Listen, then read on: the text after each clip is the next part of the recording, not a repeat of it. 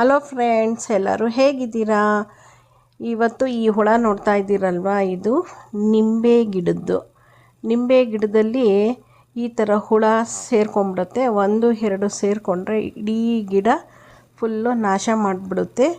ನಾವು ಅವಾಗವಾಗ ನೋಡಿ ಎಲ್ಲಾದರೂ ಇತ್ತು ಅನ್ನೋದಾದರೆ ತಕ್ಷಣ ನಾವು ಅದಕ್ಕೆ ಒಂದು ಮನೆ ಮದ್ದನ್ನು ಮಾಡಿ ಈ ಹುಳನ ಓಡಿಸ್ಬೇಕಾಗತ್ತೆ. ನೋಡಿ ಹೇಗಿದೆ ಹುಳ, ಕೆಳಗಡೆ ಕಟ್ಟಾಗಿ ಕೆಳಗಡೆ ಬೀಳ್ತದ್ದು. ನಾನು ತೆಗೆದುಬಿಟ್ಟೆ, ನೋಡಿದ್ರೆ ಸಾಕು ತೆಗೆದುಬಿಡ್ತೀನಿ ನಾನು. ಈ ಎಲೆ ನೋಡಿ ಎಷ್ಟು ದೊಡ್ಡದಾಗ್ಬಿಟ್ಟಿದೆ. ನಾನು ಪ್ರತಿದಿನವೂ ನೋಡ್ತಾ ಇರ್ತೀನಿ ಏನಾದರೂ ಆಗಿದೆಯಾ ಅಂದ್ಬಿಟ್ಟು. ಆ ಸಣ್ಣ ಹುಳ ಗೊತ್ತೇ ಆಗಲಿಲ್ಲ. ಇನ್ನಕ್ಕೆ 1-2-3 ಸೇರ್ಕೊಂಬಿಟ್ಟಿತ್ತು.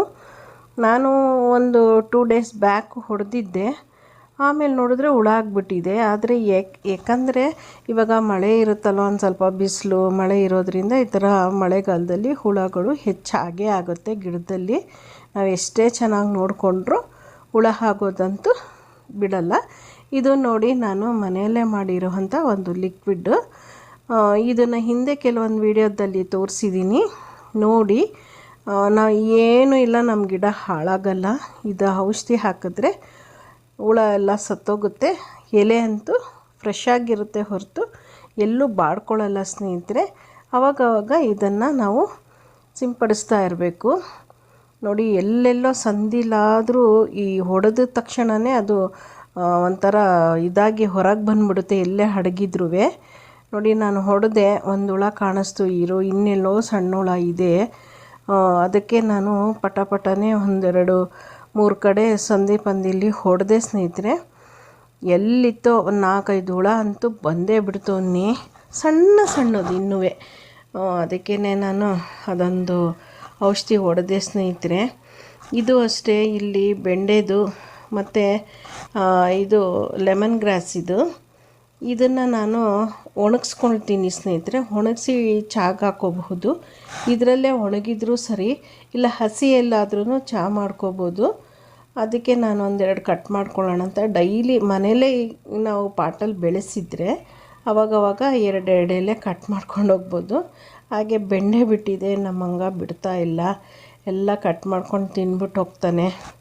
ಫುಲ್ಲು ಹಾಳು ಮಾಡ್ತಾ ಇದ್ದಾನೆ. ಏನಿದ್ರೂ ಎಲ್ಲ ಗಜ್ಜಿ ಮಾಡಿಬಿಟ್ಟು ಹೋಗ್ತಾ ಇದ್ದಾನೆ. ಮಂಗ ಇಬ್ಬರು ಸೇರ್ಕೊಂಬಿಟ್ಟಿದ್ದಾರೆ, ಅದೊಂದು ಕಷ್ಟ ಆಗಿದೆ. ಆಮೇಲೆ ಬ್ರಾಹ್ಮಿ ಕಿತ್ಕೊಂಡೆ, ಹಾಗೆ ಲೆಮನ್ ಗ್ರಾಸನ್ನು 1-2 ಕಿತ್ಕೊಂಡೆ. ಮಗ್ಗಿತ್ತು, ನಾಳೆ ಹರಡುತ್ತೆ.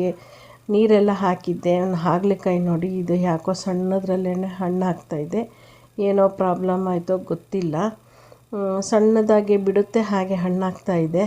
ಅದನ್ನು ಕಿತ್ಬಿಟ್ಟು ನಾನು ಸರಿ ಮಾಡಬೇಕು. ಯಾಕೆ ಏನು ಅಂದ್ಬಿಟ್ಟು ಸ್ವಲ್ಪ ಬೂದಿ ಹಾಕಿದ್ರೆ ಸರಿ ಹೋಗುತ್ತೆ. ಬೂದಿ ಮಾಡಿ ಹಾಕ್ತೀನಿ ಸ್ನೇಹಿತರೆ.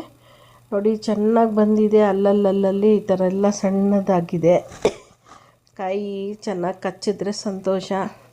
ಈ ಥರ ಹಣ್ಣಾಗ್ಬಿಟ್ರೆ ಬೇಜಾರಾಗುತ್ತೆ. ತುಂಬ ಕಾಯಿ ಕಚ್ಚಿದೆ, ಆದರೆ ಎಲ್ಲ ಹಣ್ಣಾಗ್ತಾಯಿದೆ. ಏನು ಪ್ರಾಬ್ಲಮ್ ಆಗಿದೆಯೋ ಗೊತ್ತಿಲ್ಲ, ನೋಡಬೇಕು ಸ್ನೇಹಿತರೆ. ಬಸಳೆ ಮತ್ತು ಹಾಗಲಕಾಯಿದ ಬಳ್ಳಿ ಒಟ್ಟಿಗೆ ಗ್ರಿಲ್ ಮೇಲೆ ಬಂದುಬಿಟ್ಟಿದೆ. ಅದಕ್ಕೇನಾದರೂ ತೊಂದರೆ ಆಗ್ತಾಯಿದೆಯೋ ಏನೋ ಗೊತ್ತಿಲ್ಲ. ಎಷ್ಟು ಪುಟಾಣಿ ಹೇಗಿದೆ, ಇದೆಲ್ಲ ಚೆನ್ನಾಗಿದೆ. ಕೆಲವೊಂದು ಹಣ್ಣಾಗಿರೋದು ನೋಡಿ, ಪುಟಾಣಿದು ನೋಡೋಕ್ಕೆ ಒಂದು ಕ್ಯೂಟಾಗಿದೆ ಅಲ್ವಾ. ಆಮೇಲೆ ರೋಸ್ ಆಗಲಿ, ಟೊಮೊಟೊ ಆಗಲಿ, ದಾಸವಾಳ ಆಗಲಿ, ಪ್ರತಿಯೊಂದು ಅಷ್ಟೇ ನಾವು ಬೆಳೆದಿದ್ದು ಅನ್ನೋದೇ ಒಂದು ಸಂಭ್ರಮ. ಅದೊಂದು ಖುಷಿ ನನಗೆ ಯಾವಾಗಲೂ ಇದ್ದೇ ಇರುತ್ತೆ. ಅದನ್ನು ಪ್ರತಿ ಸಲನೂ ನಾನು ಹೇಳ್ತಾನೆ ಇರ್ತೀನಿ ಸ್ನೇಹಿತರೆ. ಬೆಂಡೆಕಾಯಿ ನೋಡಿ, ಇದೇನಾದರೂ ಬಲ್ತಿದೆಯಾ ಏನು ಅಂತ ನಾವು ತುದಿಲಿ ಕಟ್ ಮಾಡಿ ನೋಡಿದ್ರೆ ಗೊತ್ತಾಗುತ್ತೆ. ಈ ಎಳೆದಿದ್ದರೆ ನಮ್ಗೆ ಯೂಸ್ ಆಗುತ್ತೆ ಅನ್ನೋದಿದ್ದರೆ ಕಿತ್ಬಿಡ್ಬೇಕು. ಇನ್ನು ಬಿಟ್ಟರೆ ನಮ್ಮ ಮಂಗಣ್ಣ ಬಿಡೋದಿಲ್ಲ, ಅವನು ಫುಲ್ ಹಾಳು ಮಾಡ್ತಾನೆ. ಇವಾಗ ಒಂದು 4 ಕಾಯಿ ಸಿಗುತ್ತೆ, 4-5 ಕಾಯಿ ಅಷ್ಟೇ, ಹೆಚ್ಚಿಗೆ ಏನು ಸಿಗಲ್ಲ. ಅದಕ್ಕೆ ನಾನೇನು ಮಾಡಿದೆ, ಇವಾಗ ಎಳೆದಿದೆಯಾ ಅಂತ ನೋಡಿದೆ. ನಾನೇನಾದರೂ ಸ್ವಲ್ಪ ಬಲ್ತಿತ್ತು ಅಂದ್ರೂ ಕೀಳಲ್ಲ ಸ್ನೇಹಿತರೆ, ಹಾಗೆ ಬೀಜಕ್ಕೆ ಬಿಟ್ಬಿಡ್ತೀನಿ. ಅದು ಎಳೆದಿದ್ದರೆ ಅಷ್ಟೇ ನಾನು ಕೀಳೋದು. ಹಾಗೆ ಶಂಖಪುಷ್ಪ ಮನೆಯವರು ಬೆಳಗ್ಗೆನೇ ಕೀಳ್ತಾರೆ, ಕೆಲವೊಂದಷ್ಟು ಬಿಟ್ಟಿರ್ತಾರೆ. ನಾನು ಇನ್ನೊಂದೆರಡು ಹೋಗಿ ಕಿತ್ಕೊಂಡು ಬರ್ತೀನಿ. ಈ ಥರ ಆಗಿರುತ್ತೆ ನನ್ನ ದಿನ. ಡೈಲಿ ನನ್ನ ಗಾರ್ಡನ್ ಬಗ್ಗೆ ಹೋಗೋದು, ತಿಳ್ಕೊಳ್ಳೋದು, ನೋಡೋದು, ಏನಾದರೂ ಆಗಿದೆಯಾ, ಹೇಗಿದೆ, ಏನು ಪ್ರತಿಯೊಂದು ಪರಿಶೀಲನೆ ಮಾಡೋದು. ಪುದೀನ ನೋಡಿ ಎಲ್ಲ ಒಂದು ಸ್ವಲ್ಪ ಮೇಲ್ಮೇಲೆ ಕಿತ್ಕೊಳ್ತೀನಿ. ಡೈಲಿ ಫ್ರೆಶ್ ಆಗಿರೋದೇ ನಾನು ಬಳಸೋಂಗಾಗಿದೆ.